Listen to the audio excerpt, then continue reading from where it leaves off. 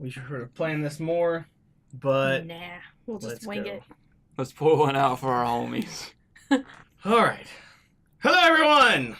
Welcome to this episode of Nerdly Kingdom, a podcast where we're supposed to talk about other movies, but we only end up talking about The Last Jedi. Today we're talking about, I don't know what we're talking about. What are we talking about?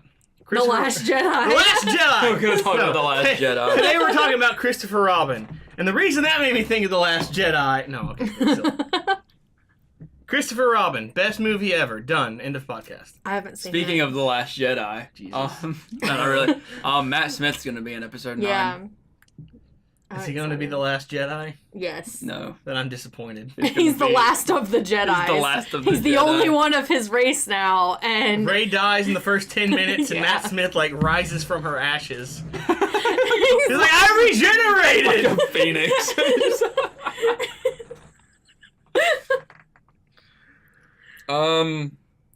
Yeah, I guess let's talk about Christopher Robin. This is the only movie we've seen this month. I haven't even seen it. Have you not? No, because of the whole movie pass thing. Oh, yeah. Movie Pass is dead. Pour one out for it. Pour one out for movie pass. It's not like we didn't see that coming. But yeah, rest in peace, Movie Pass. You did us a good service For a little bit. for about. I got mine in September, I think. So Yeah, I know that you was Mine able to use lasted yours about a to year. see Kingsman, and first one I saw with mine was Mother. I'm just gonna start saving up money. I'm gonna make myself a little jar, and I'm gonna call that jar Movie Pass. And I'm gonna put money in it from each paycheck and just save up so that I can go see the movies I I'm want to just gonna, see. I'm gonna do what I did before and just, on an off day, drive up to Huntsville at 9 in the morning. Because they start showing movies in that theater at 9, and they're $5 a ticket up until 5 p.m. That's how they are at Gadsden as well. Yeah. So if I just go early and see multiple movies, it's a lot cheaper. Let me know, because if your off day and my off day coincide and I'm not doing anything, I will totally do that. We just need to too. get all the movies we want to see and find days and just ask off specific days. This is movie day. We're gonna put up a board with pictures and use yarn and connect all the pins. Well, at first that was a good idea, and then you made it all wrong. How would that work? I don't know, but that's what people do. I don't know. I don't even remember what's coming out anymore. But I wanted to see Black Klansman, but I've heard it's good so far. There was one day I was gonna go see it, and Movie Pass was giving me all the show times for every movie. And then around the time I was gonna leave, they took them all off, and I was like, "That was the day I actually." They've got really super shady. Yeah, that was the day I finally decided to cancel. did you see that Movie Pass video I put in the Discord? Yes. No. Of the guy talking. It's the president of Movie Pass, and it's just him doing updates. We're so happy you guys are doing Movie Pass. We're going to try to make it bigger by making the price lower. Tell your friends. Okay, guys, that was great. Maybe you should stop telling your friends about it now. But whatever. They could have. They should have done it differently. If they could have maybe worked with the movie theaters to get people in. That way people will buy more concessions, because that's really where movies make their money anyways. Well, that's the thing, is they've been around for about 5 years. And they did fine until they dropped to $10 a month. And then they just kind of fucked it up halfway through. Yeah, that wasn't handled well. But whatever. But I could never use it anyways most of the time. Most of the time either it didn't work or it didn't show the showings that I wanted. Me and Alicia go to the upstairs in Huntsville. Oh, and man. they don't do those tickets. I bet, because it's the VIP thing. Yeah, and the Huntsville also has the XD theater, which is it shouldn't be much of a difference, but it really is. Depending on the movie.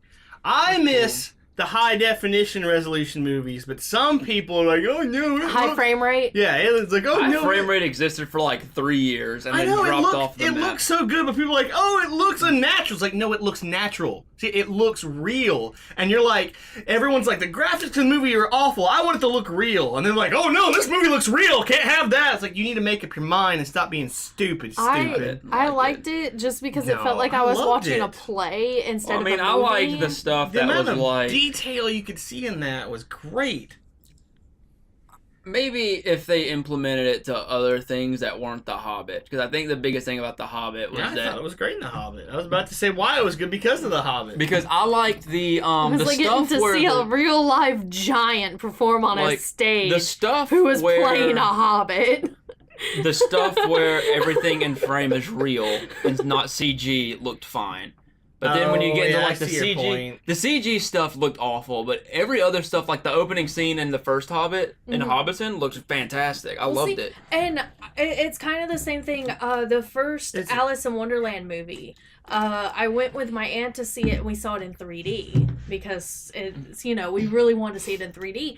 It looks fantastic in 3D. We saw it in 3D too. But yeah, because I saw it with you guys in 3D. I saw it with her in 3D. I then went and saw it not in 3D. And with it not being in 3D, it's so painfully obvious that whole movie is green screened. And I don't know what it was. I guess like the 3D kind of took out that and kind of gave it dimension. Well, I mean, the way 3D works is by making your brain stop functioning properly. And so you can't really pick up all the details. Awesome. I mean, I like the high doesn't frame matter. rate. The high frame rate's gonna come back because we've got nowhere left to go. Well, No, James the next Cameron's thing using is it just for the literally Avatar going to sequels. be like somebody sitting there like caressing your face. Because through because the next thing's 4K. And fun fact, you can't see 4K. That's so many pixels. You can't pick up that many. I haven't seen any 4K movies because maybe from the beginning, I've just maybe been on a like, screen as big as the movies, you might be able to see 4K. Yeah. You definitely cannot. Like, you could stop halfway between HD and 4K and not notice a difference.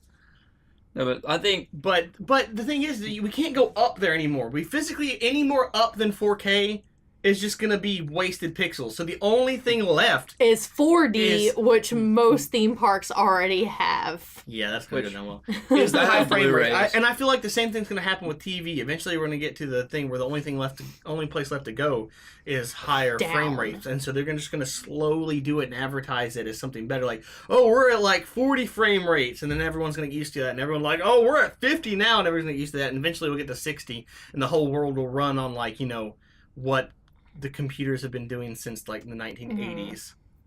But Fucking 30 frames per second. I feel like we peaked with high definition with Blu-ray. Because even on Blu-ray, darker scenes are somewhat pixely depending on the movie. That actually depends on your TV. Have you ever seen like an OLED TV?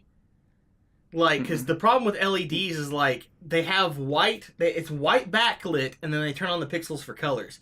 An OLED, which is an organic LED, I think, when it's black, their pixels are just off. There's no backlit, and it looks black, and it's the most gorgeous thing I've ever seen. I'll have to show you a video. I need to look into that then, TV-wise. They're fairly new, so they're like really expensive. Okay. They haven't hit mainstream yet. But I haven't seen any 4K because I knew that the resolution was going too high at that point.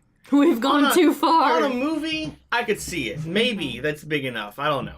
No, because I remember when 4K DVDs Brad, started to come out. Pixels are very tiny, and a movie screen is massive.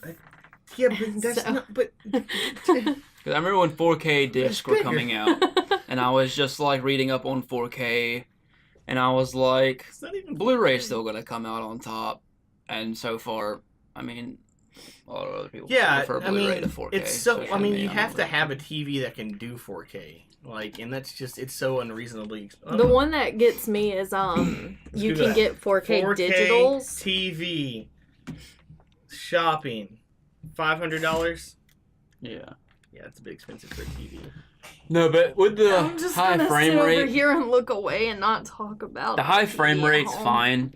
But as someone who makes movies, I still like the traditional 24 frames per second just because Because it's you're more a dramatic. traditionalist and you hate change. I do hate change.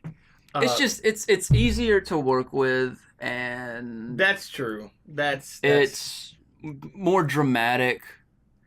Like, it's not that it. he can hide his mistakes easier. I mean, if we want to take the easy route, why isn't everyone just recording with iPhones? Isn't that the new... That is so unnatural because human eyes do not work that way. Look, here's the thing: that Steven Soderbergh filmed that Unsane movie with an iPhone, And they had to mod the shit out of the iPhone to film on, to the point where he said they had fans pointed on the iPhone, like, in every angle to keep the iPhone from overheating. And I'm just like, at what point do you have to just say, why can't we just film with a normal camera? Because he wanted the normal... I mean, do they make normal cameras that can do that stupid... I'm sure they can. Select focus? Yeah. Yeah. Yeah, but I mean, like, because select focus on a phone is like cameras, a digital thing that is... like, supposed to mimic what you can do on, like, a real camera, right? I don't know. I just can figure it out. I know, it's so unnatural looking because human eyes can't focus that way, and so seeing everything in focus is... Yeah. It's like, I think it's pretty for pictures. Real quick, like, select focus is gorgeous if you're taking I limited that Google search to OLEDs, and the price is $1,730. So yeah, it's a bit expensive. I'm not allowed to talk because the TV we got set up through the power company, so we paid payments on. It was a Samsung Curve, and I think it was like $2,000, and we just pay like monthly payments. I loved it. It was beautiful. It screwed up like within the year, and we had to get the screen replaced. And then it screwed up again. And it was out of warranty by then. So we went through... That's because TVs don't need to be curved because the Earth is flat, and so should our TVs be.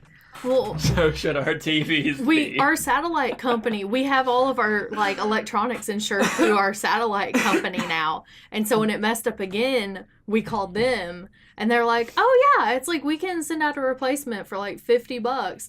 And we ended up getting an equivalent TV. We didn't go with the curve again. We just got a flat one. I hate stuff that curves. That's TVs. Well, I hate the IMAX dome theaters. I don't have a curved wall to put it on. Like, it's not gonna fit snug. Curved TVs are stupid. IMAX dome theaters are stupid. It's really pretty, like, to watch stuff on. It was really nice, and it kind of gives you like this different illusion. But it's bulky. Like, the thing about flat screens that people love is it doesn't take up space. It's basically you can... I know, it's like, I was talking about curved TV's like, you've got to give yourself... the other day, and I was talking on that same note, like how my old monitor was this huge brick that weighed like 50 pounds, and I have two monitors now, and I complain about this one because I have to use two hands to pick up this one. I'm like, how times have changed. It's so crazy because I remember like my first laptop was an IBM, and it wasn't even that big, but it was just an IBM laptop as well. It's chunky. Yeah, my dad's laptop, I probably could have killed a man with it. That's why my old trying gaming to laptop, lift it up, I'm like. My old gaming laptop was huge. It had these huge fans, and it's so funny because it was massive, it was bulky, and it could barely keep up compared to a desktop, where Alicia has that little tiny laptop, literally the same specs as mine. It's bullcrap. I miss my IBM laptop, though. I screwed with the settings on it to where, like, everything that was supposed to be white was yellow. Like, trying to type a paper in high school. Like, the Word document, the paper was yellow. The text was, like, cyan. And I just got used to it, so I never changed these hideous colors, and it just kind of became my thing. I want to say that Icy screwed it up, and I just left it because that sounds right. Because Icy used to do stuff like that. All right, well, so Christopher Robin. Before we get into Christopher Robin, did you know that Rocket Raccoon was in Infinity War? People listening have no idea what you're talking about. You might have to explain that a little bit. That they have no idea what reference that's to. Actually, talking about Chris Robin, did you know that originally Chris O'Dowd did Tigger? Yes, I was actually going to talk about that. And everyone hated it. Because they had to take him out. That's so mean. He was casted, and then they released a trailer where Tigger talks, and I was like, wow, it sounds like Tigger. I was like, I guess Chris O'Dowd could do a pretty good Tigger impersonation, but then I found out after that he had been replaced with Jim Cummings because he did a traditional British accent, and no one liked it. It wasn't just that. Another thing was that he wasn't consistent enough in the voice, and so it sounded really different at different times. And that was really Chris O'Dowd also has a really unique voice. Like, it's one of those voices, if he speaks, I'm like, oh, Chris O'Dowd, where is he? And so... It's so funny, I forgot he was in Thor Dark World. Really? Yeah. And I was just like, that's about right. One other thing. He's in Peter a Hulu Capaldi. series called Moon Boy where he plays a young boy's imaginary friend. It's amazing. I think that Peter Capaldi being cast as Rabbit is like the most perfect casting choice ever. I didn't know that. But I felt like at some points he sounded too much like an old man.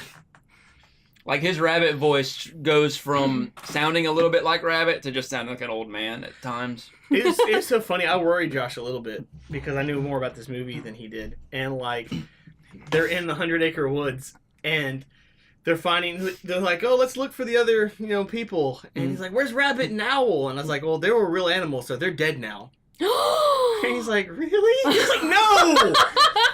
Jesus! Realistically, they would be, but Yeah, but 100-acre realistically, woods. apparently the 100-acre woods in this movie is a real place. and it's magic. And it's magic because like Winnie the Pooh comes out and people are actually seeing him move.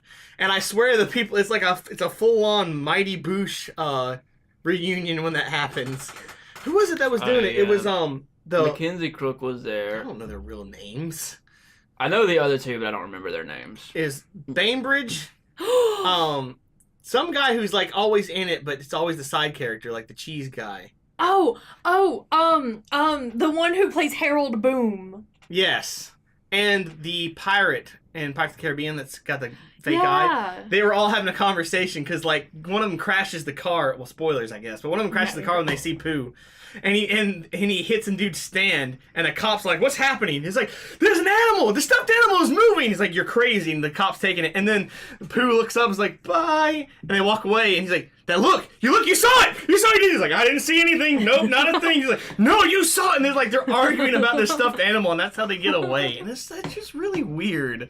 I like when Pooh ends up in the stroller with that kid, Oh, yeah. and Christopher Robin takes him away, and he's like, This is why Ewan McGregor is still super stuck up about everything, because that's how his character is. and the lady's like, hey, what are you doing? He's like, shouldn't you know not to take a stuffed animal from a grown man? Yeah. But that movie was like the most wholesome, adorable movie Really? I've ever seen in my entire life. Honestly, I haven't laughed that much during a movie in a long time either. I was very happy with it. Of course, I was never worried about it, because I was like, oh, live action Winnie the Pooh would be fine. I didn't look into who was making it or anything, so like it could have gone horribly wrong, but it didn't. It was great. It was good. Well, I I really mean, liked it. the trailers for it have been super wholesome. Too. I had a hard time watching the trailers because I still think Winnie the Pooh scares the crap out of me. Because I watched that first trailer and cried. I don't even know why. It was just pure emotion. But like, there's so much meaning to that movie too. Mhm. Even though, like, at first I thought, like, how do I put this? But there is a lot of deep meaning in that movie, but they straight up explain all of it too. So even the little kids like can get it. It's like like- he has to. There's the heffalump in the Winnie the Pooh universe is theorized because there is a heffalump eventually, and it's not. But beforehand, it's something that the heffalump and the woozler Woozle. are the woozle, yeah, are things that eat happiness. And when they first see Christopher Robin, they're freaking out and thinking he's a woozle. And, yeah, and it takes him a while to realize he's like, I am the woozle. Like, I've become the woozle. It is nice. It's like from the trailers, because I haven't seen it. I almost in my head I make the mental connection to the movie Hook, in a way of it's like you may physically grow up, but you don't have to grow up. Yeah, it's the whole first like 10 minutes of the movie was tragic. Not up tragic, Yeah, it was but pretty it got tragic. pretty dark. I know, right? This is like Winnie the Pooh movie, and I see Christopher Robin dragging a dead man's corpse to the mud during World War II. I'm just like, Yeah, Jesus it was- Christ. It went from, all right, we're moving because I'm going to boarding school, to, oh, my dad's dead, to, oh, you're being drafted into World War II, Christopher Robin. And I was like, what the fuck? Yeah, and just... Oh, and, what's his face playing his horrible boss? Mark Gatiss. Mark Gatiss. Oh yeah, I saw the opening because I didn't know anything about this movie, and it was going through as like Mark Gatiss. Like, who is Mark Gatiss playing? Is he playing one of the Winnie the Pooh characters? And then he's like this horrible boss that like has no idea how the company is actually run. It was just perfect in that way that only Mark Gatiss can. It was like it was a really incompetent Mycroft. It's Lovely. exactly what it Lovely. was exactly like Mycroft if Mycroft had no idea how to actually do his job. I like that they gave Eeyore a lot of. Who was screen Robert time. I know, right? And Bourbon. there was a moment in that where Eeyore wasn't super depressed. It was crazy. The way they characterize Eeyore in this is really great. It's really funny because they're going through all this stuff and they're in the train, and Winnie the Pooh has a game he plays in the train because Winnie the Pooh is just, I don't know, the embodiment of simple. Yeah. And so there's just look out the window, and he's like, okay, tree, rock, person, another tree. It's like, what are you doing? It's a game I play. You say what you see. Tree, rock. It's like, how is that a game? And then they all enter the train, and they're trying to do the same thing. And Tigger's going through excitement, danger, and Piglet's like, horror, hurt, scary. And Eeyore's like, depression, sadness. And Pooh's just like, that's one way to play the game, I guess. And at the exact same time, me and Josh both had that look on our face like, oh, these are all embodiments of different emotions. How did we not get that until we were 20-something? We're idiots. And it was so funny because I made that realization, looked at Josh, and he had the exact same look on his face. And we're idiots. It never occurred to me. And it was sad, but it will not be nearly as sad as if you ever played Kingdom Hearts 2. The Winnie the Pooh story arc is the saddest goddamn thing. I legitimately cried during that. I should just do that just for you guys, just to play that Winnie the Pooh thing. It's so sad. But it's a lot like this movie, actually. But I don't know what else to say about this movie because it was a pretty simple movie. I like that really everything they managed to capture.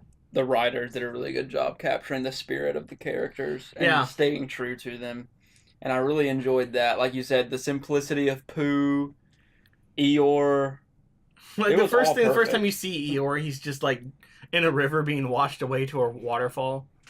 Although it's funny because I'll save you from the waterfall, and he gets in and the waterfall's there and it's this tall. And Christopher Robin's like, oh, I guess I have gotten bigger since I've been here last time. Aww.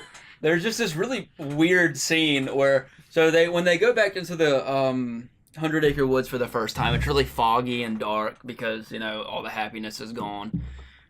And it's actually the saddest part in the movie to me because Christopher Robin just at this point just gets so frustrated with Pooh, he starts yelling at him. And at that point I was just like, oh god, no, don't do this.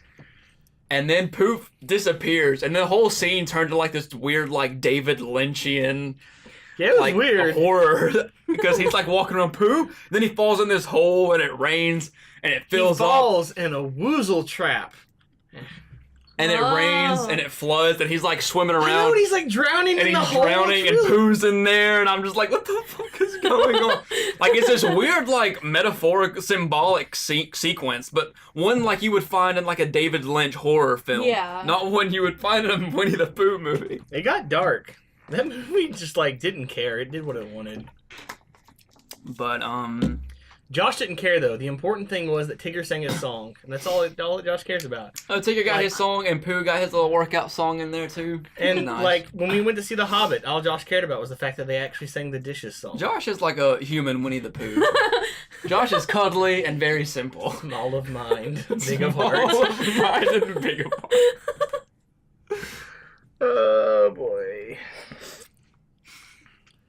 But yeah, Christopher Robin just frustratingly shouting at Pooh, "Oh, you're a bear of very little brain!" just hurt my heart. Aww.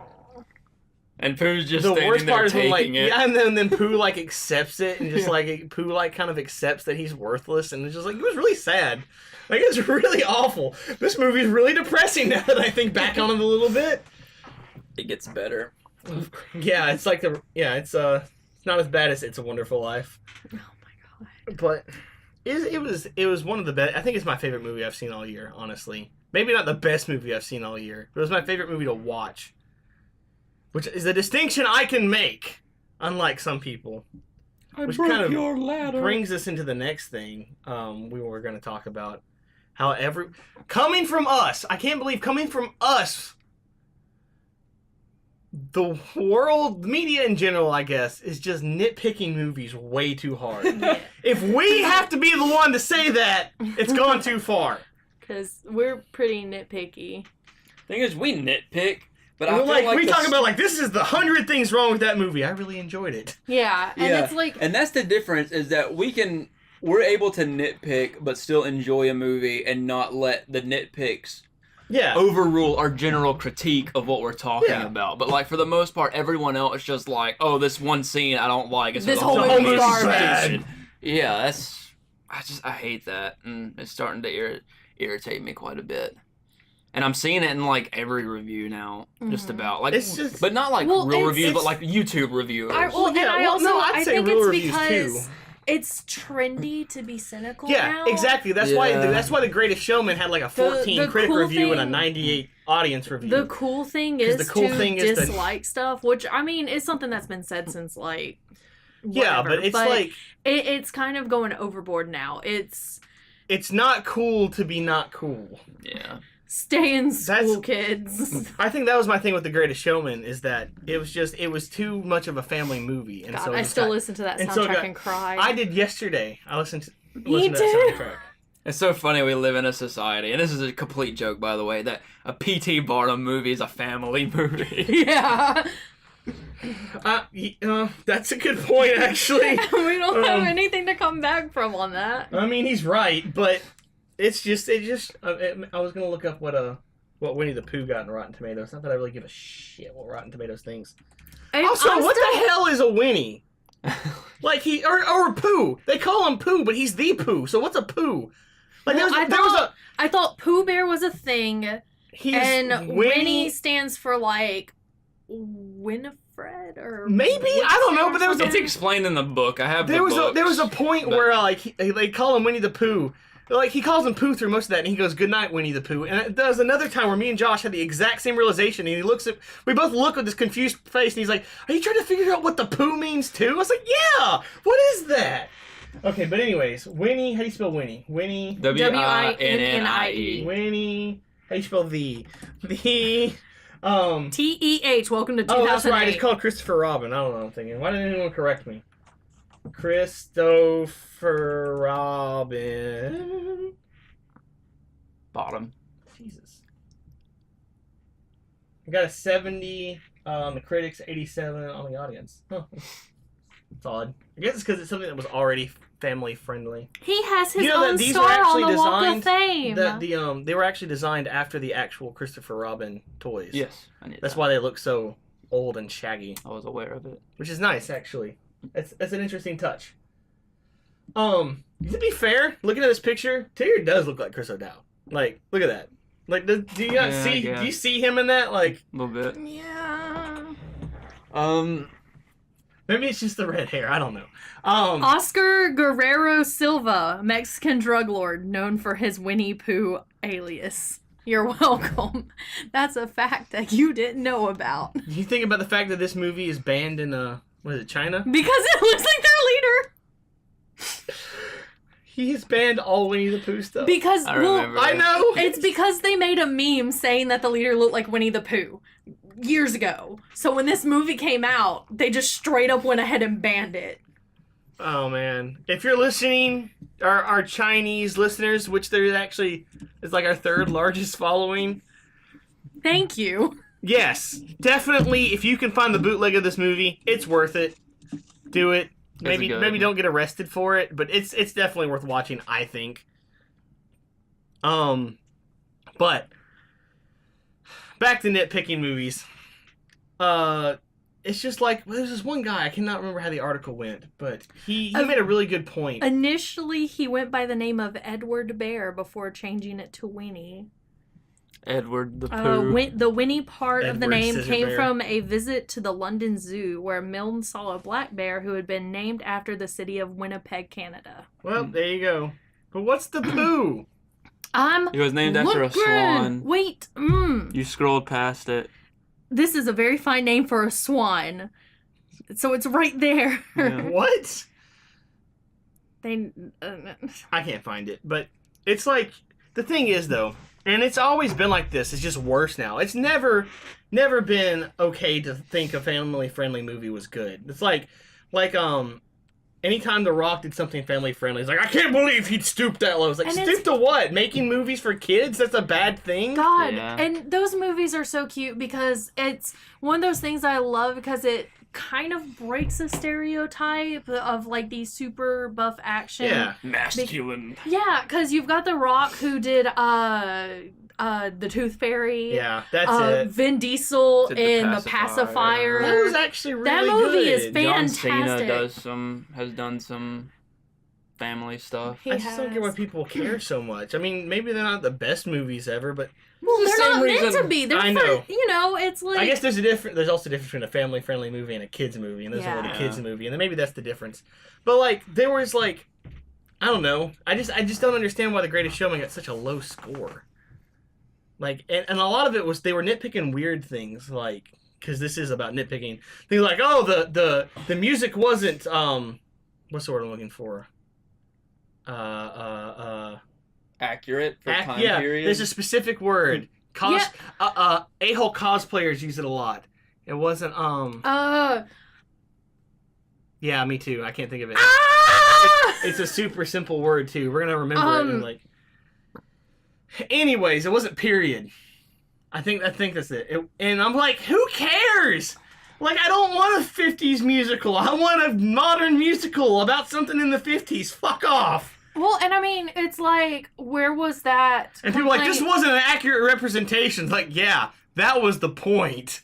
There's a big reason for that. It's I think that's definitely one of the criticisms too, is that a lot of people didn't like that they took someone like P.T. Barnum and made it. And I can see that, and family-friendly. I can see I that to understand a point. it. It came out at a bad time because That's true. it's like this movie was released like it's not been that long since Barnum Bailey shut down Yeah. because of their mistreatment of animals. However, this movie is a very fantasy, very Yeah, and the thing is, he was Not- kind of racist, and they tried to talk about race without it being his character, which was Yeah. actually probably a good idea. They made up a new character for Zac Efron to play to deal with the whole racist thing.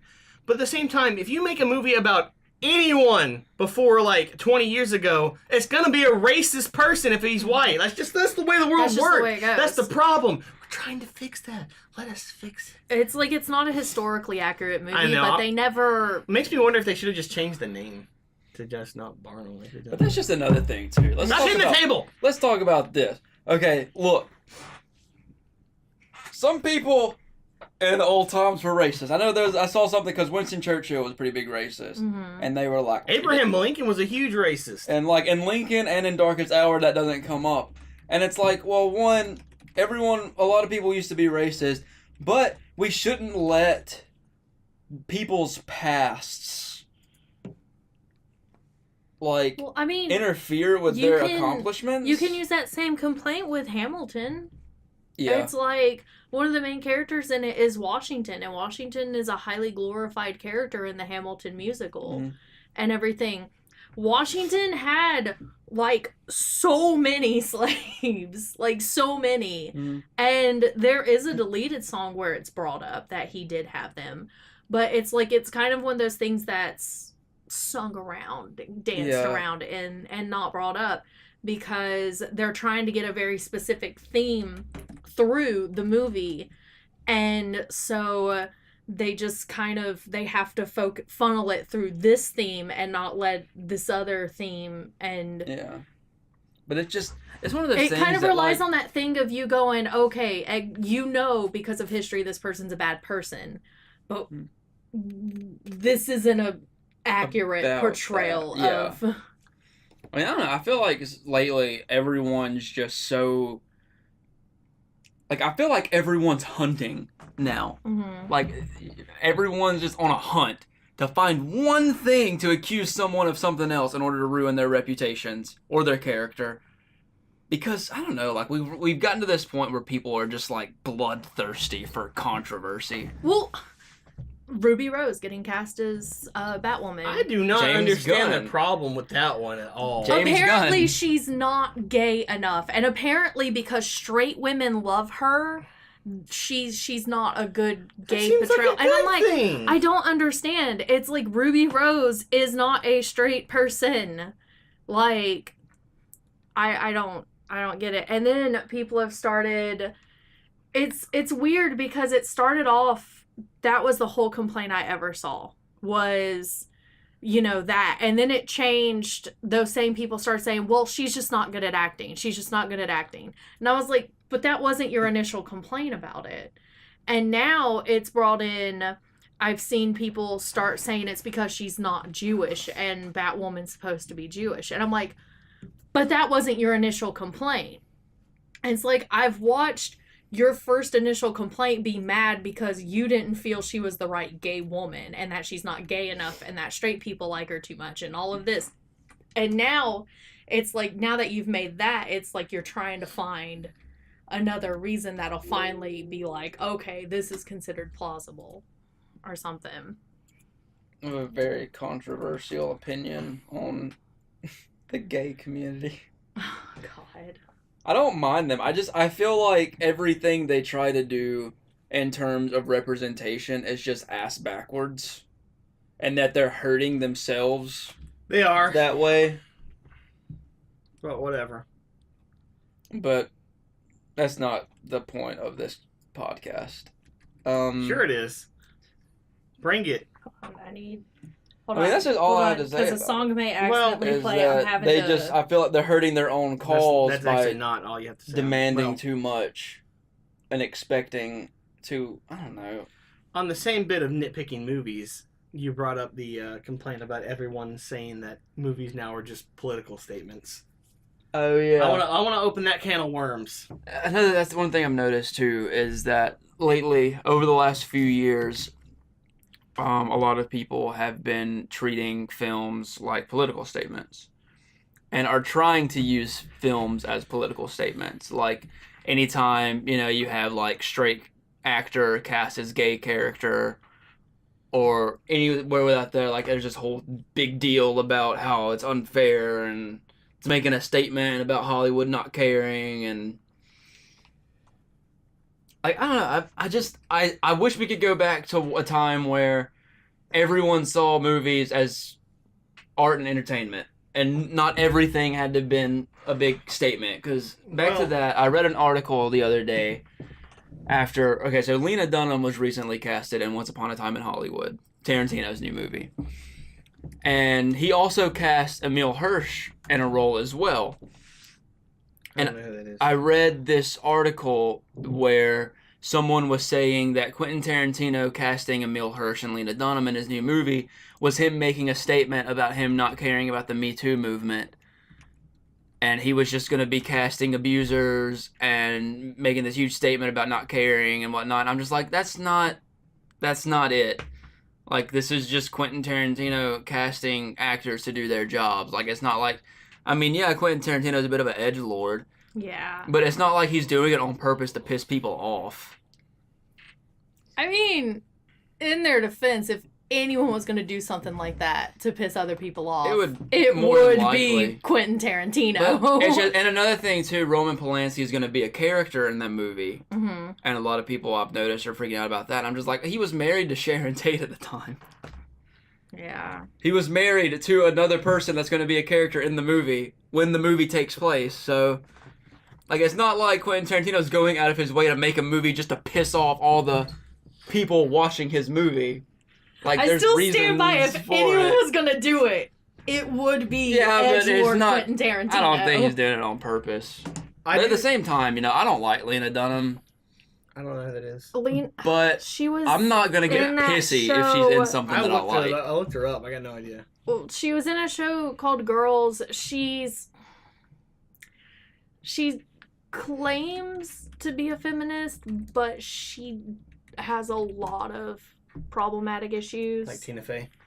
Well, I would say Lena Dunham's worse. Oh, I'm sure. There's been a lot of kind of controversy and stuff that surrounding her and stuff like that, and she just, anytime I see her in anything, I'm just like, there's a big thing, or in her book she wrote, she talked about when her and her little sister were younger, she would like molest her little sister or something like that. Yeah. Oh, I remember that story. Yeah. And so a lot of people don't like her because of that. And Emile Hirsch, I'm going to go into this. Emil Hirsch, years back at Sundance, I can't remember if this woman was his friend or his girlfriend, but she was a producer, and they had a movie showing at Sundance, but he got really drunk, went up behind her and put her in a chokehold, and then ended up punching her in the face or something like that. Jesus Christ. And, I mean, he was arrested and served time for it, for assault. Yeah. And... Continue. I And have something to so say. everyone was kind of freaking out about that because he casted Emil Hirsch first before Lena Dunham, and people were like, "Oh, Quentin Tarantino doesn't care about Me Too movement. He's just, enabling all these abusers." And I'm just like, no. I mean, it's one thing to say like something like Weinstein or Kevin Spacey, who used their position of power to prey on other people and continue to do it over the years, but it's another thing to say that about someone who, yes, got drunk and punched a woman in the face, but served time for it, went to rehab, and became a better person. Yeah, it's like, and I can see that. I think there's a lot of issue of, in today's society, they don't allow for growth and Like, I feel like and not everyone does grow and change, but Yeah. some people do. Like, no it's one's just, going to if you don't let I them do hate it. that there's this focus of just, like, celebrity crucifixion at this point. Have you ever done anything bad your entire life? It doesn't matter if you changed or not. We're gonna tear you apart for it because I don't know. I don't get it. Like, I don't care. I watch movies for entertainment, or I don't care what actors do in their spare time. I mean, I don't see the actor in the movie. I'm watching a character. I mean, It doesn't matter to I me. will go out of my way to ignore movies if it is like somebody I do not like. Yeah. Like, I mean, I do too. I you literally also don't- almost did that with Murder on the Orient Express, and the only reason that I still went is because I knew Johnny Depp died in the beginning. Oh. And it's like, I know the guy still gets money from it, but Oh, yeah. it was a good movie, and he's not in a majority of it. Real quick, I'm going to backtrack. Mhm. Or Lena Dunham, she was the one that said she wished she had had an abortion. That's why I know her. Because I recognized her goofy haircut in that picture. Oh. I was trying to figure out why. But she's playing, in the movie, she's playing one of the members of the Manson family, Not just so Gypsy. she wished she had had an abortion just so she could understand people who had them. I was like, okay. She's one of those people that like tries to be in the terms woke, but Woke. doesn't really. No one who get tries it. to be woke is woke. Yeah, it's like it almost seems like she's like, I'm gonna garner woke points by doing this, Yeah, that worked. and so My issue with people complaining about casting like that is you have to look at it in context with the movie, because the characters that Lena Dunham and Emil Hirsch are playing, Lena Dunham is playing a member of the Manson family, Gypsy. So she's probably not going to be in it that much. It's good. And I've seen her apology video. She can't act. Nope. And Emil Hirsch is playing Jay Sebring, who was Sharon Tate's hairdresser. So he was also one of the victims that died in the house that the Manson family put the hit out on. So he's probably not going to be in the movie that much. And the thing is, if you look at the people they're playing, they actually do look exactly like the real life people. So I understand why those two were casted. yeah. But it's not like they're playing like crucial characters, or like this is going to be something that catapults them into the Hollywood. Yeah. Like, say what you want. Pantheon? That's the Yeah. word you're looking for? And I mean, I don't think it's that big of a deal. But a lot of people are trying to go out of their way to get outraged nowadays. Well, that's just the political climate. Because that's what I was going to say earlier. It's like, I do think movies are more political than they used to be, but I don't think it's intentional. Yeah. Writers just write about... Writers are affected by what's going on around them, whether they like it or not. And so I think unintentionally there are some movies that are more political, and then there are some movies like The Purge, which are intentionally very I finally political. saw a Purge movie. Which one did you see? I saw Election Year. Election Year is great. It was so good. so good. Election Year is really like, I'm good. sitting there watching it, and I like movies that have political context and like kind of go along with. You get what I'm saying? Yeah. And that movie, like, certain lines, certain things that happen just make you go, Yeah, see, the first one kind of touched on the political stuff, but the second one not so much. Election Year is a perfect balance in between. God, that movie. And the newest one is more political than the Are they gore. all that stressful? Because, oh my God, that was stressful. Kind of. I think Election Year was pretty bad. Not as much. The first one, kind of. The newest one, kind of. But the newest one, you kind of saw you knew what was going to happen. Election Year, I had no idea what was going to happen. Off topic. And now they're making a TV show. Also, it's a I don't miniseries. Well, yeah, but still. Which isn't going to end up as a movie. I was just It's about to actually make that a joke. I was just miniseries. about to make that joke. Oh, this one's actually a miniseries.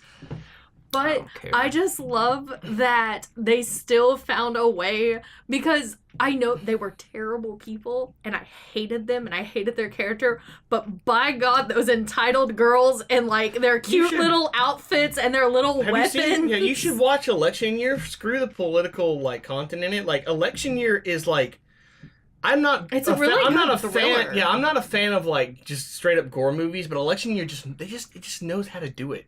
It knows how to like show all this blood and gore, and instead of me going yes.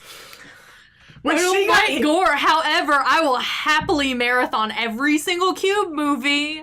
well,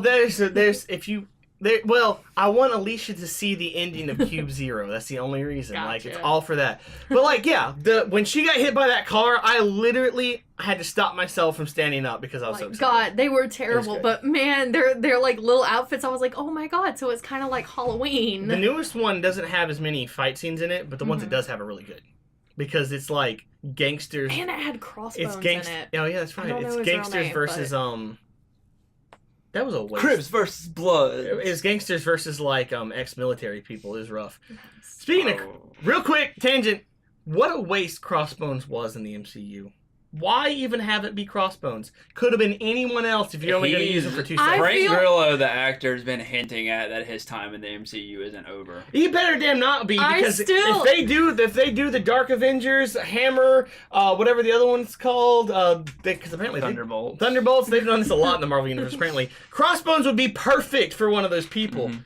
I want it. I want the evil Avengers so much. I spent most of Election Year going, I wonder if he's just randomly gonna die. Because you had him in the MCU just dead. You had him in Rampage, you're like, oh my God, is it dead?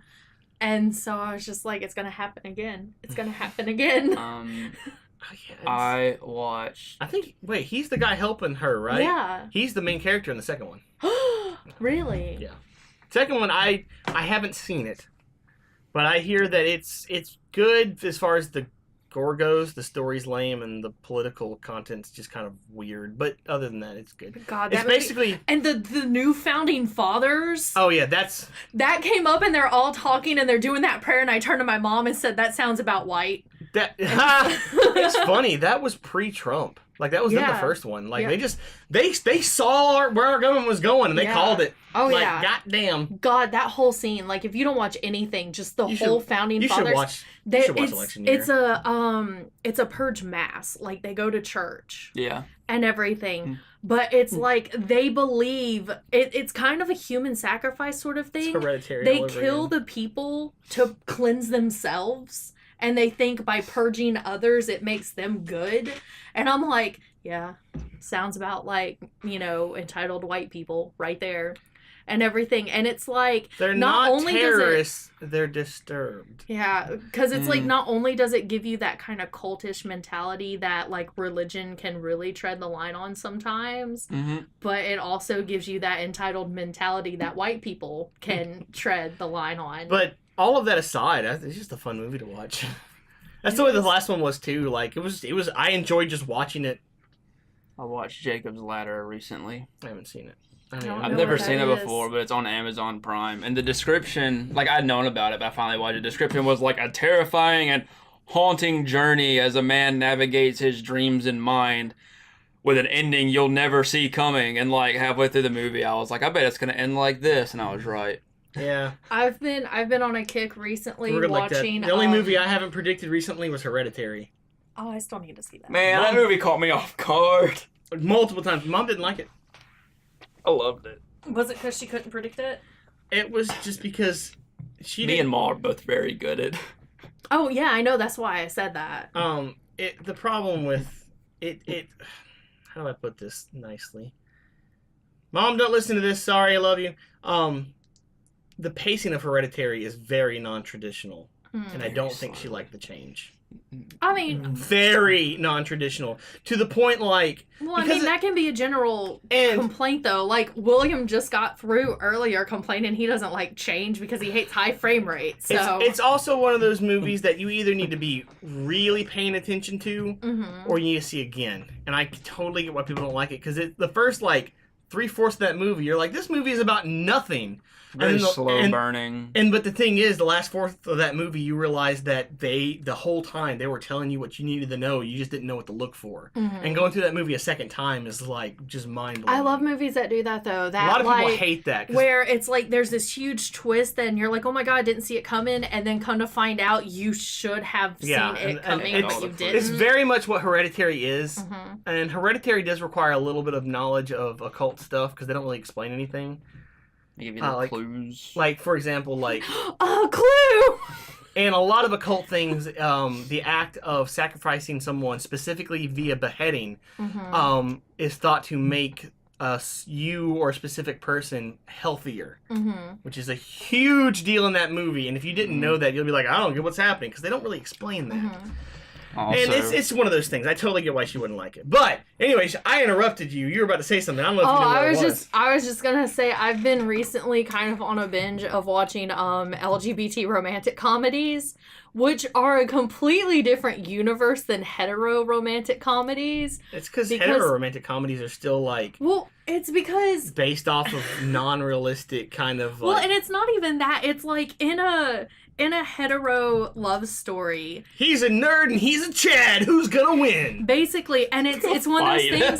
It's one of those things. They make eye contact, and then it's just relationship, and it builds up, and then there's a falling out, and then they get back together after a montage. Like that's basically it. Yeah. LGBT romances give you, no matter how quirky and how like funny the movie is, it gives you this long, slow burn the entire movie, and so by the end of it, you're like, if they don't get together, I'm throwing something through my television, and then they do, and they're really almost cute. made a joke there, and I feel like it's so inappropriate. But that no, I'm not it's even going to say it. Because I watched Alex Strangelove on Netflix, which is really cute.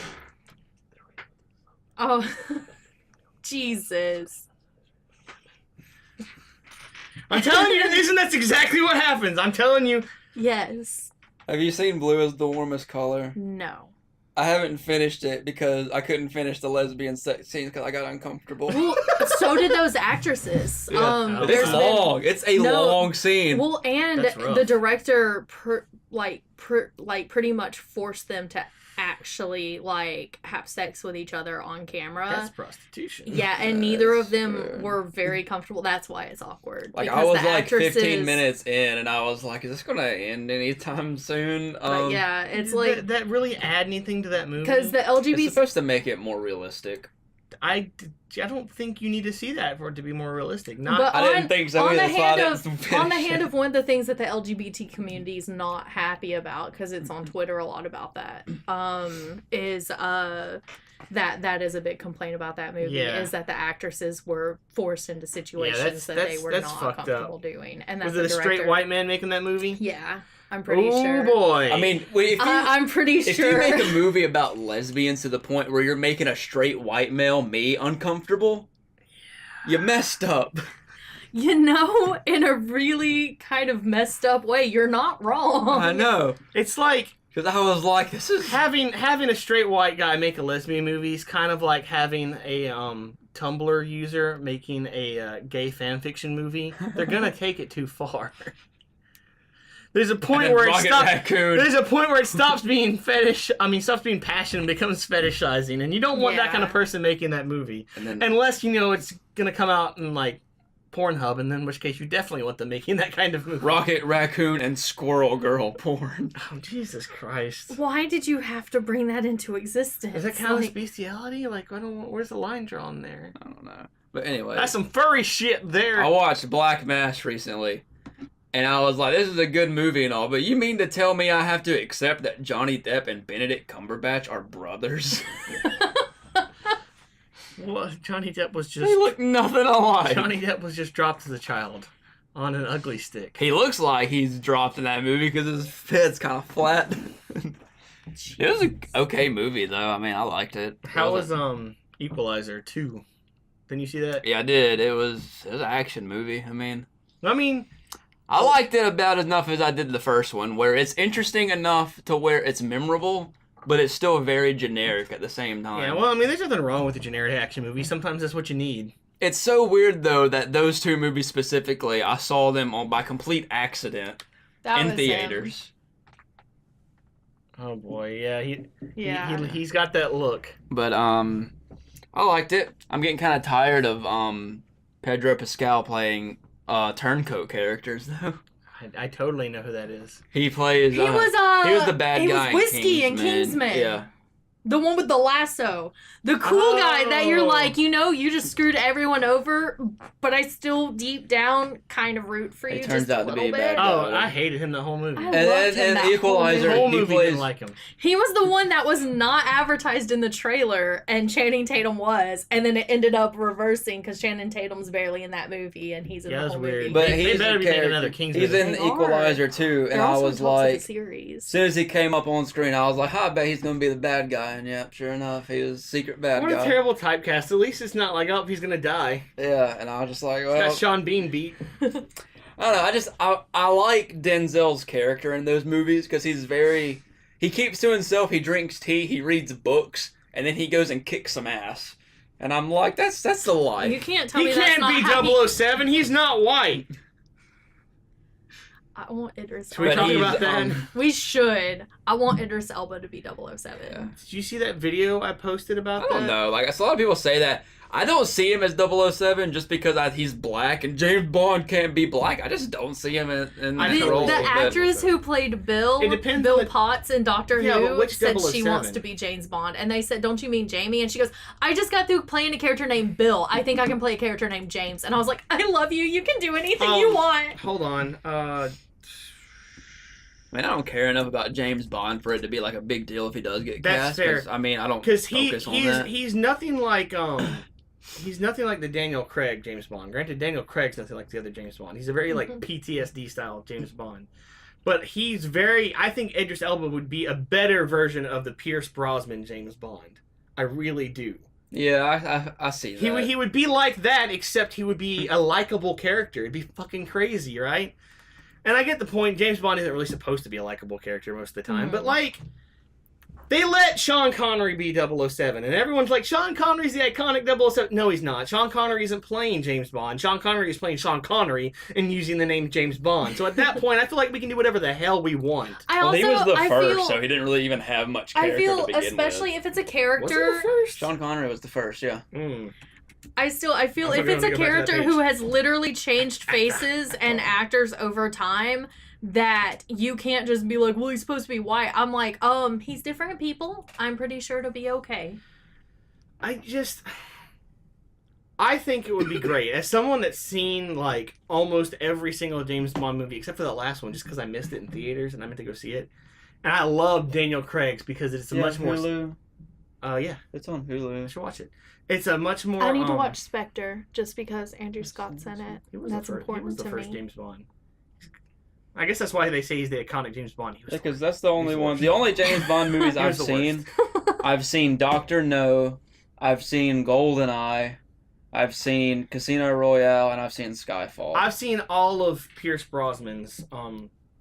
I have not James seen Bond a movies. single one. I've seen some of Sean Connery's, and I've seen Casino Royale, and I've seen Quantum of Solace. I just don't remember it. I was really... That was directed by the guy that directed Christopher Robin. We brought it back. Oh yeah, full circle. But no, Winnie the Pooh is my favorite James Bond. I'm as Ewan someone McGregor is James Bond confirmed. as someone that's not a hardcore fan, but is still a really active fan, and really those are the people you need to listen to, because the people that don't know what they're talking about don't know what they're talking about, and the hardcore fans, they've forgotten that they don't know what they talk about. So I'm gonna say I'm right in the sweet spot. I don't know enough, but I know enough as a general person. I think Idris Elba would make a fantastic James Bond, because I've seen Idris Elba play a serious character.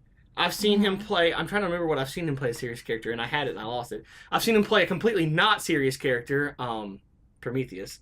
and I've seen him play a character that's like halfway in between, which is Pacific Rim. He'd be a lot like his Pacific Rim one, but more suave. And I think he could do it.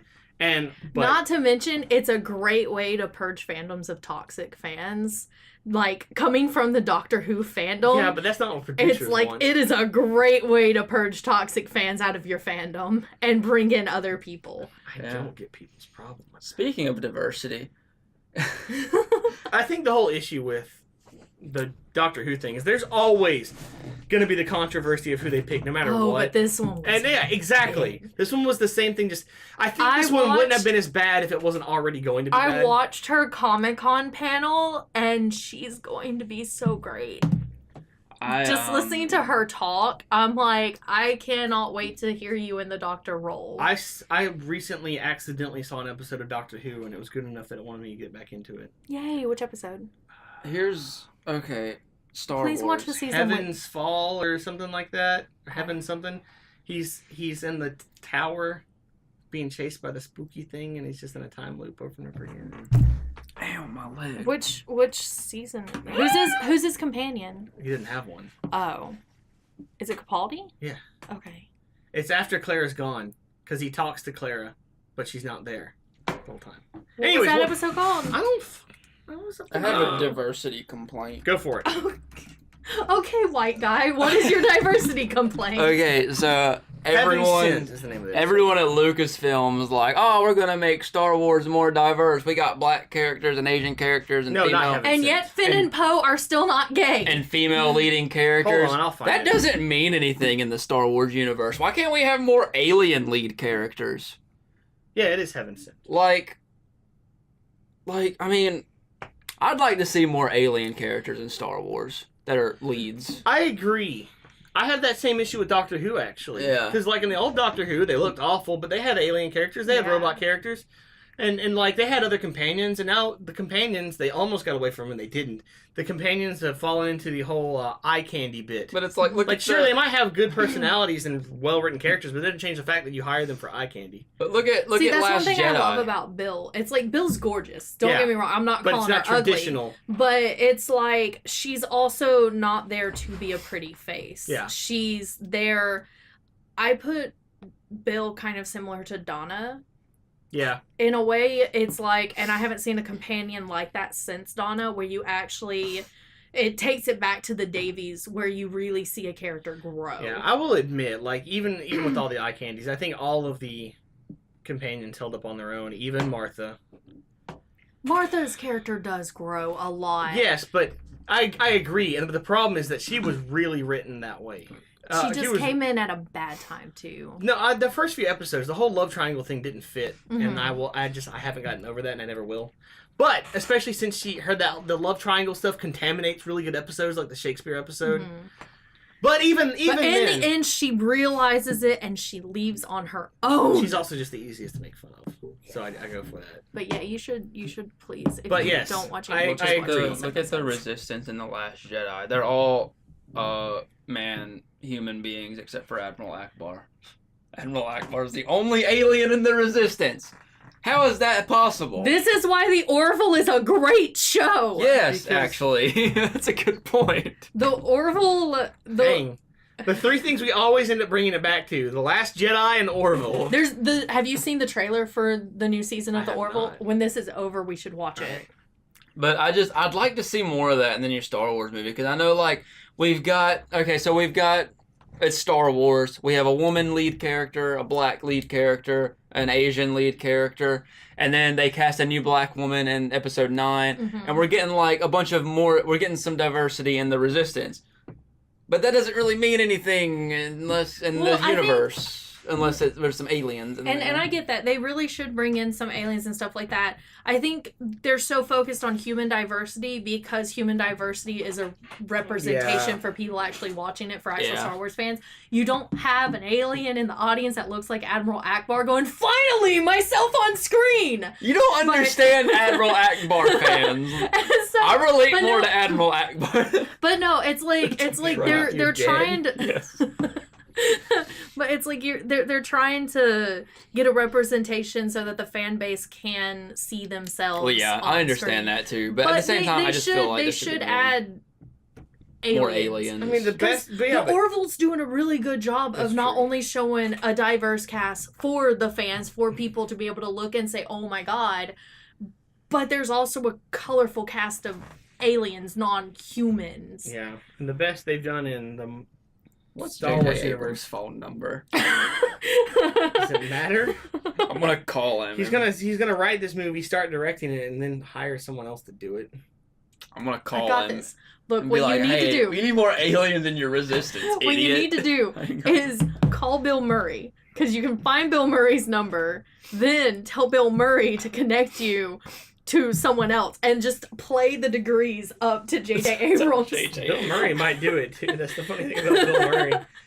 I was gonna say something. I completely forgot. Oh yeah, the best they've done in the Star Wars universe is Rogue One with the robot. That's as far as they've gotten in the new movies.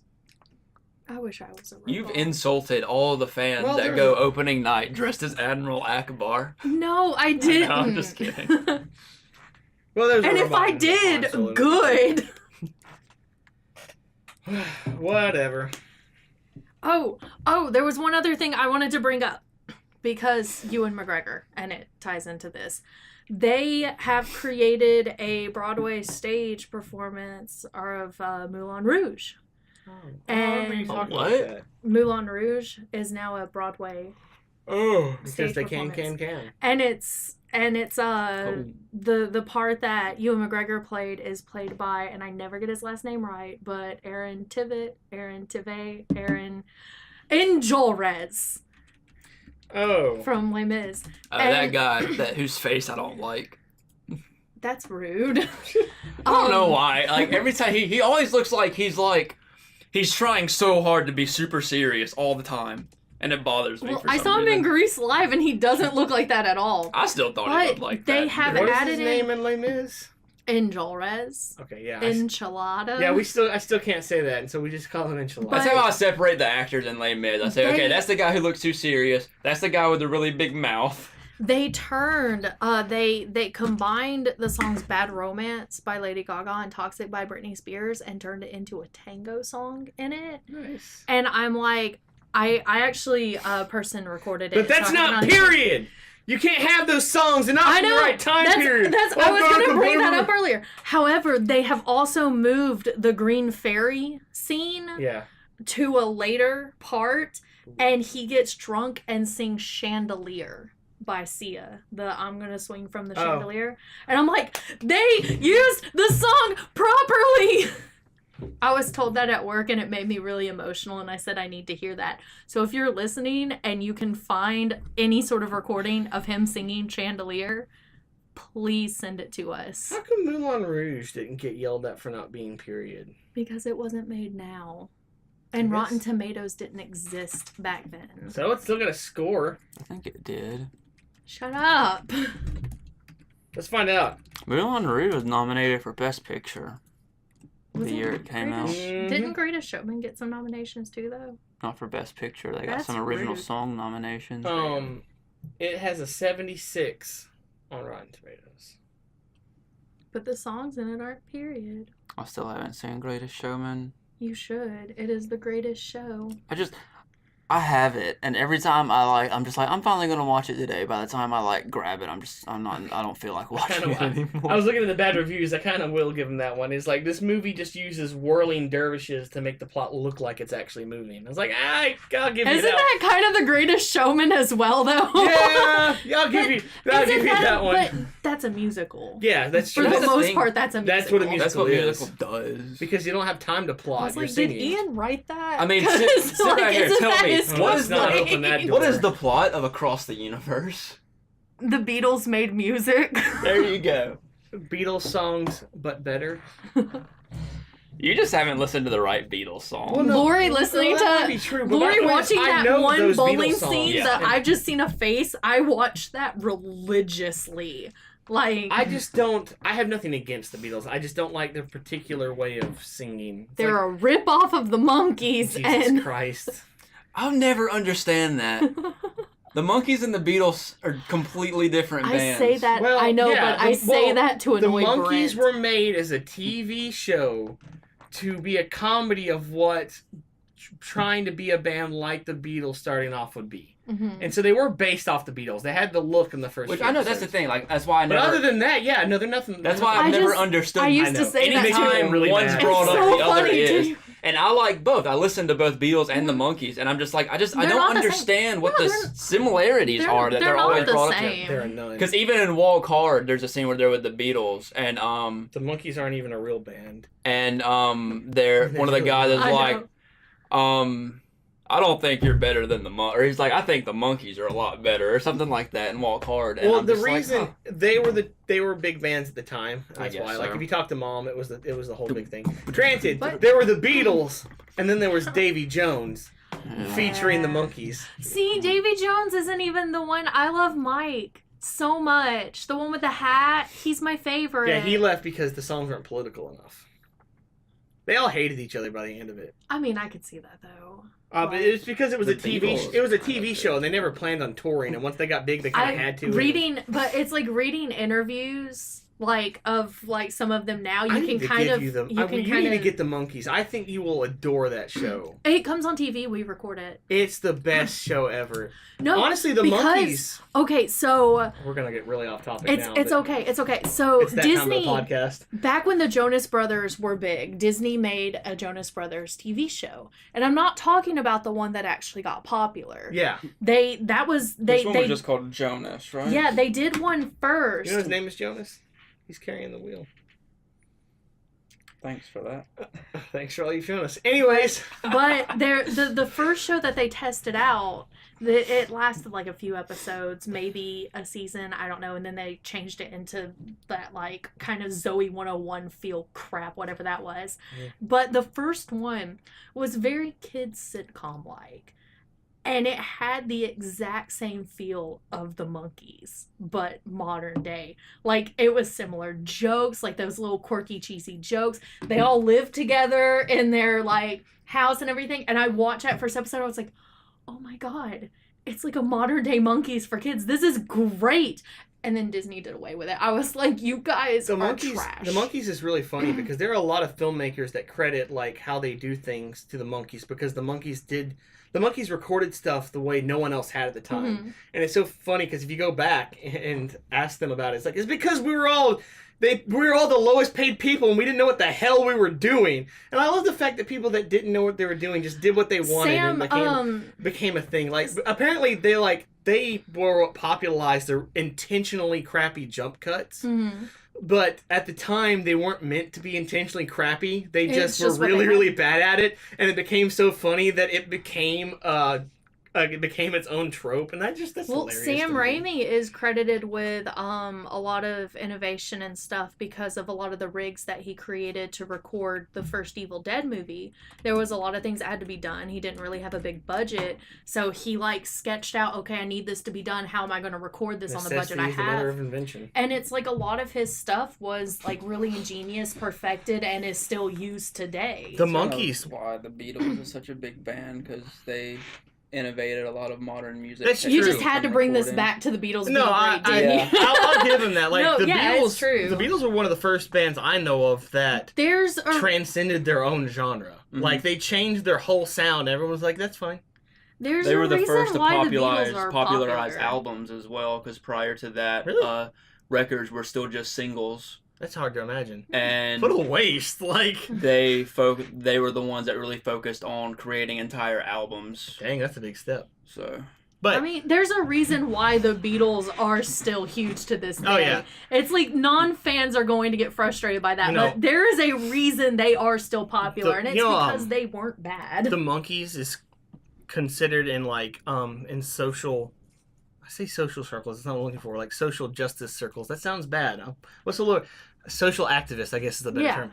Because it was made in the 60s and it's still like if there was a female character, it wasn't like even if she was there for the guys to fawn on, Mhm. she was there. They in almost every single instance, with some exceptions, and even those exceptions are usually there to make fun of other shows. Mhm. They meet her via her job, and like they if they'll actively pursue the girl sometimes, but if at any point she like physically says no, it's over. It just ends. And I was like, that's crazy for a '60s show. Like, it's like the female characters, and they're even if they are there for them to like try to date, they themselves are still their own character, and more often than not, more competent than the main characters. It's really crazy to look back on, and I know that one's a big jump because especially for like the '60s. Yeah. But watching older shows, and when I say older, I mean even into the '90s, to go back and watch these shows and realize how progressive some of these shows were, and it like in today's world they wouldn't have even been able to get away with that level of progression without like groups going, they're trying to make liberals popular. I don't know, Yeah, but it's like but it's like Home Improvement. I love Home Improvement, but you've got Jill, who throughout it is a very strong feminist in a Tim Allen show, and she's not a center of mockery for it. The only thing that was missing from Home Improvement was one of their sons ending up being gay. Like, and the level that's of the one thing progression, you couldn't have got away with then. Will and Grace did it, and they were around the Will exact and same Grace, time. yeah, but Will and Grace did it because it started off that way. But Will and Grace, like, literally kind of, Will and Grace they were the first, they were the first gay kiss on I'm assuming this television. is all American television. Yeah, it is.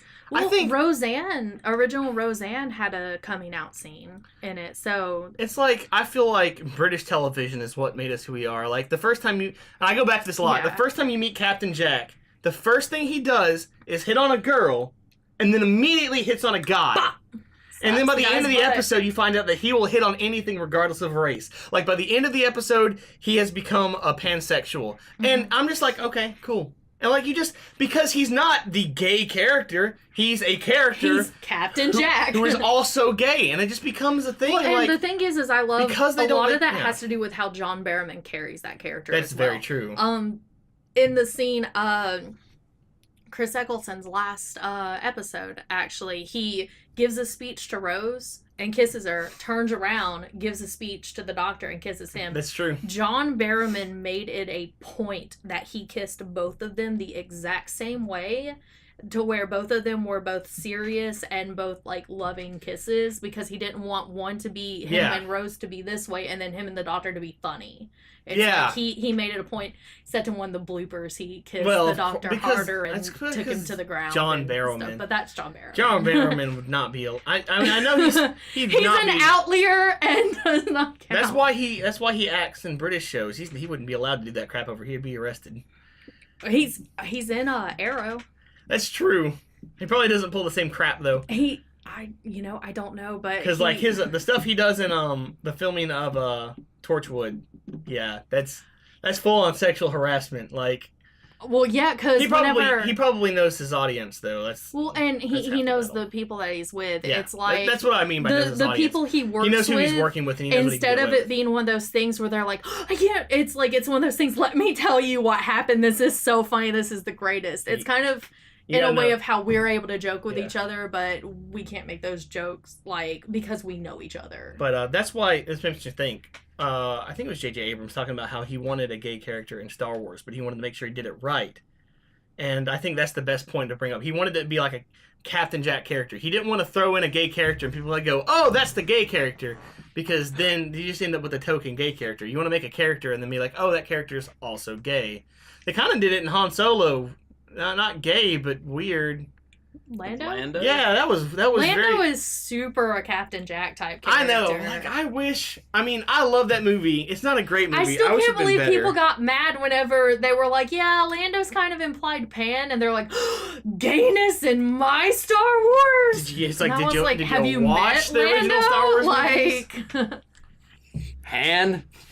God. I don't understand in the original Star Wars why that happened. Like, you said his name wrong the entire time, and did just no one want to correct him because he was the biggest actor there at the time? I'm gonna look it up and see if they talk about it. But regardless, I guess that's all I got to say about everything. I wish better movies were coming out. I wanted to see Mission Impossible. I just never got a chance. But to be fair, what would there be to say about Mission Impossible? Tom Cruise did a lot of running. in that movie. Whole lot of running. Granted, I really love what Mission Impossible movies are now as opposed to what they were, but I don't know if they can keep making them. Granted, we should have seen Mission Impossible just so we could talk about Henry Cavill? His mustache.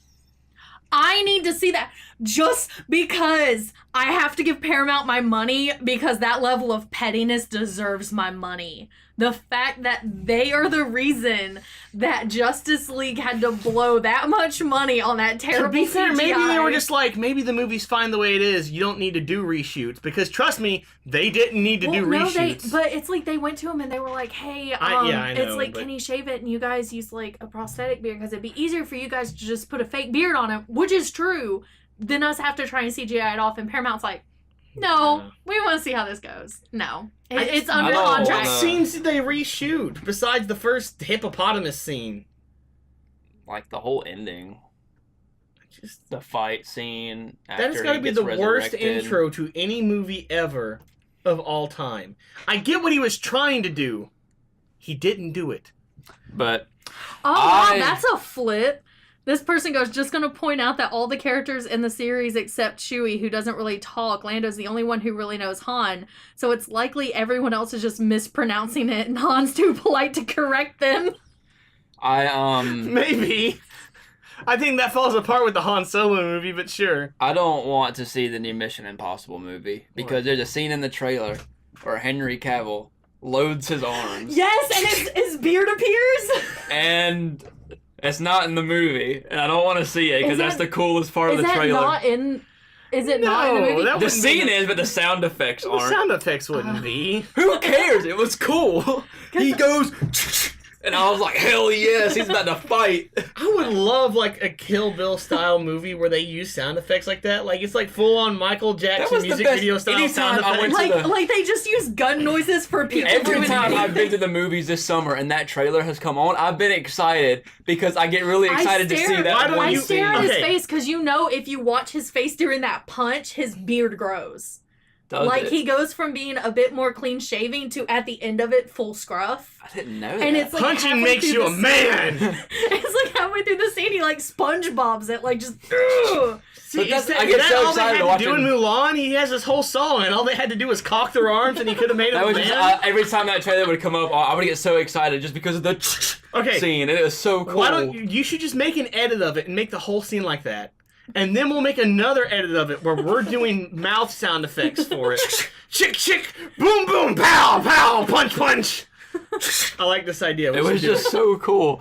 Him loading up them arms, getting ready to punch Tom Cruise. That sound effect just made it perfect. When I post the Instagram story for this, that's what it's gonna be. It's gonna be a video of Henry Cavill just over and over again. It's gonna have nothing to do with this podcast. William's favorite part of a movie he hasn't seen, just because it was the coolest part of the trailer. Here, watch. You see, it's just a mustache. And then, That was a good video. hold on, it's just. And it appears. Dude, yes, that's so What? cool. It may be a lighting thing,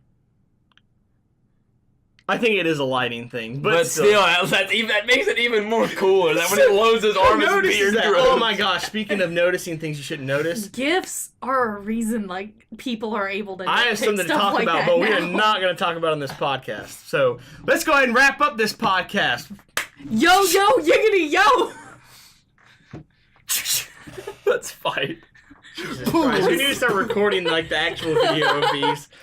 All right, let's wrap this up. That was All right. fun. Christopher Robin's good.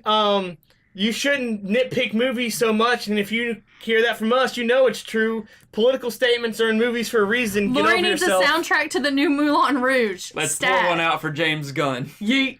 I legit. Oh yeah, we didn't even talk about James Gunn. I don't even know if we had time now. There's nothing We were more too to say busy about making it. gun sounds. Okay, real quick. James Gunn needs to walk up into Disney and go, give me my job back. I legitimately am not going to go see that movie for that reason. Well, they're not going to be making it. Huh? Do they what? Guardians of the Galaxy right now is on indefinite. It's, Oh, really? They delayed it Yeah. until they figure out what they're going to do. Yeah. That's It's like unfortunate. I mean, It'll get pushed I back. hope it was worth it, Disney. It's all to protect you from the. I don't know. They were worried about their merger, I guess. it's weird too because it's like on the one hand you have Dave Bautista who is like fuming over Yeah. everything.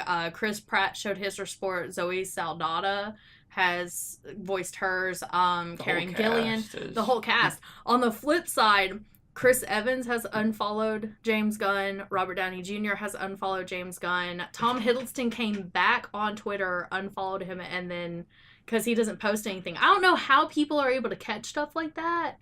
Because Tom literally hasn't posted on his Twitter in a while. They specifically just and looked he for it. unfollowed James Gunn. I think Chris Hemsworth has unfollowed James But Gunn. have they said anything, or do they just unfollow it? They just unfollowed him. Then that's probably them just trying not to get caught in the blast fire, since they don't have to be. Yeah, it's like If I could see that. If it was something they were really serious about, they'd say it. But I don't. I just think because it's not the their Guardians movies, crew is directly involved. yeah. I mean, it involves them. Yeah, it's a. But I was gonna say something else. I don't remember what it was. Oh, nope, I lost again. Oh well, whatever. I guess it wasn't that important. I just think the whole thing is dumb. Oh yeah, someone went through and like, oh, you have a problem with this thing, and like, here's a problem with every other Disney actor ever. I was like, they all have said stupid stuff at some point. Well, I'm just like Crucifying this one person. At one point, because you have this person, the person who initially said everything. Yes. This man is not only like right there in the middle of white supremacist conservatives. This is the man who started the whole conspiracy of Pizzagate. This is the man who created the rumor that Hillary Clinton was carrying a sex trafficking thing in the basement of a pizza shop that doesn't have a basement. Wait, who are we talking about? The guy who uncovered Oh. everything about James Gunn's tweets. This is the guy who did this. This is and everything. And he dug it up and looked because James Gunn is anti-Trump. So he went back. Guy? He went back years and years and years into a person's Twitter and found post. Should James Gunn have ever made those jokes? Absolutely No, not. But he's absolutely already not. apologized and been punished for those. That's It's what's like that goes back to the whole growth thing. We've already seen him apologize, see him get punished, and see him and change has for the actively better. tried to be Like a better person. if he had done it recently, yeah, it'd be a problem. Granted, at the same time, like, they were really awful jokes. You but- know, if he had tried to make a rumor about a fake sex trafficking thing to slander another person, yeah. I mean, you know, I could see people being upset, but apparently those people just get to call whatever they witch want, yeah. hunts. So But that's what gets me. It's so far in his past, and he's already been through all the crap for it. I don't feel like punishing him again, and punishing everyone else working on that movie Yeah. is an issue. Like, that was my problem with them canceling Roseanne. I was like, they just punished everyone else that worked on that show because of what one person there are did. talks of bringing it back and killing Like, off Roseanne's character. They should have at least like said, "Hey, we're putting this on hold," like Guardians. No, did. it's going to follow Dan instead. Rumors are that the Roseanne show is going to come back with the whole cast minus Roseanne. It's mildly Roseanne's going to ironic, be dead. considering the old. Dan was dead, yeah. Yeah. But it's going to follow John Goodman, who is a wholesome person, from what I can read. Even though everything I know him from, he is not a wholesome person. Yeah. The main two things being Big Lebowski and Oh, Brother, Where Art Thou? Oh, Brother, Where Art Thou? And 10 Cloverfield Lane. You know these things give you warts. If you take anything away from this podcast, it's John Goodman plays evil people. It's watch 10 Cloverfield Lane. That's the moral that's of really this the podcast. moral of this podcast. Watch 10 Cloverfield Like, Lane. even with the whole weird alien thing at the end, just watch it. It's so good. It's just gotta be one of John Goodman's best performances, and that's saying something. I want to see Monuments Men. No. Is it Watch. Monuments Men? There will be blood. Is it Monuments Men? The one where the guys go in World War II and Get the try art? and get the art out of the... Yeah. It's got John Goodman in it. Well, anyways, let's wrap this up for real. Wrap it up. All right. Wrap So, it up. Wrap We it didn't really have a plan coming Wrap it into up. this. Wrap it up. And it was still one of our most organized podcasts we've Which done. is sad. But if you liked what you heard, if you didn't like what you heard, if you want to add to it, or if you have any suggestions on what we should talk about next, You can always contact us at nerdlykingdom@gmail.com. Hit us up on Twitter at @the_nerddom. You can get us on Instagram, which I think is probably the most popular used thing for us, which it's weird, is but whatever. the Nerdly Kingdom. Well, or you people can stay go to off our Facebook page that is never used except through Instagram, and it is Yeah. also the Nerdly Kingdom. I'm not a big fan of Facebook. Only old people use Facebook nowadays. I really want to actually make a subreddit at some point. Just That'd be for cool. us. If only for us to send each other stuff on. We'll have our own Discord, our own subreddit. That's what the young kids do these days, right? They make the Discords. I've never used Reddit. I have no idea how to use Reddit. Wow. Reddit. Even That's like the only Brad's- thing I use nowadays is Brad's Reddit. use Reddit more than I don't really like Reddit. Reddit's so easy, Lori. You just It is dumb. really easy. Yeah, probably. Anyways. So yeah, I think that's everything. So I would talk contact about our us, other give us podcasts, but I ideas for can't stuff. seem to get Jacob and Josh in the same room at the same time. It's Let's so go to Twitter so and say hard. something controversial and see how Ooh, much speaking outrage of we the get. other podcast, Dude, we gotta know where to go but up at this point. Lori Like, has a game system and no money. Suggest her games that she should play. I also have the just- Game you Pass. want to post a PayPal Play link? Doom. Like, I have a Game Pass now that's got a ton of games, and I'm a little bit overwhelmed about which ones to download and play. dang, I should have had So- you bring your I have Fable now because it's part of Game Pass. All 3 of the Fables are. Actually, you could use Josh's computer because you could log into your Xbox account and play the PC games. The play whole new world. the games that can be played on both you can play. So we could play Sea of Thieves. Really? I'm so torn with Sea of Thieves. That's the whole thing. I could talk hours about that. So we need to leave. All right, that's everything, I guess. So please contact us. We need ideas, especially now We that need Movie Pass. Now that Movie Pass has gone under, we can't just randomly watch every movie that comes out now. Talk to us. We're lonely. We need validation. Yeah, seriously, movie suggestions would be good. Oh, also, fall is upon us, and that means that fall seasons of television shows. A lot of good TV comes out in fall. Fall tends to be the best time. I'm just now watching Stranger Things season 2. I know, but you're gonna have the new I did American watch Horror. Disenchanted. I haven't watched that. Everyone says it's awful. They're dumb. Like, it may not be the best thing I've ever. never heard anyone say it's terrible It's yet. a huge thing. Oh, Like, I really? mean, like, if you want to go on YouTube, every review is like, this is why it's bad. But yeah, fall television tends to be a really good time. You know how summers is big for movies? I feel fall is I big have for no idea about television. any of these things. I just work here. But yeah, so if you have any suggestions on stuff that we should watch, do it, because we'll watch it, because Because, we need stuff to talk about, because we like to talk. and if at this point, if anyone says anything, we'll be like, yeah, okay, sure. It doesn't even have to be new. Give us some random 1920s film. I don't care anymore. All I gotta do is actually get this up.